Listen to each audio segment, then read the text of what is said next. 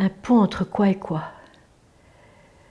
Donc quand je parle d'art, j'essaye de différencier avec l'expression. Aujourd'hui, les gens s'expriment, c'est-à-dire ils s'amusent avec la couleur, ils ont bien raison, mais ils ne vont pas traverser, c'est-à-dire qu'ils ne vont pas apprendre le langage artistique, le rapport des formes entre elles, etc. Ils ne vont pas descendre dans une zone beaucoup plus profonde. L'expression, c'est encore une expression égotique. On s'amuse, on se fait plaisir, etc. Ça n'a rien à voir avec la création qui est une ascèse et qui est une descente profonde en nous-mêmes et surtout qui est une grande ouverture à ce qui pourrait nous traverser.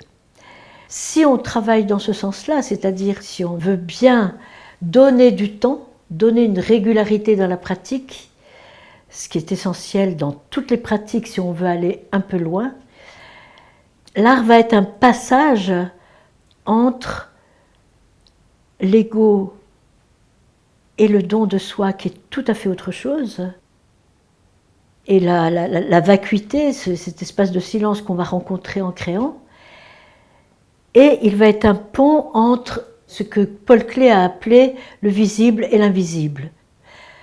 L'invisible, c'est quoi? L'invisible, c'est cette énergie qui a mis l'arbre au monde. Cette énergie qui nous a mis au monde. Lorsqu'il y a rencontre entre ces deux énergies, il va y avoir un choc amoureux, un choc d'invisible à invisible, et l'artiste va tenter de dire ce qu'il ressent, ce que Nicolas Stahl appelle le coup reçu devant le monde. Donc, lorsque nous tentons de travailler sur un plan artistique, nous allons passer de cette rive égotique à une rive beaucoup plus vaste, et nous allons passer de la pure matière apparente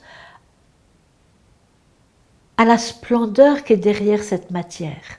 C'est-à-dire, on va passer d'un monde matérialiste à un monde spirituel. Et c'est ce passage-là qui va faire que il va y avoir une transformation entre les deux.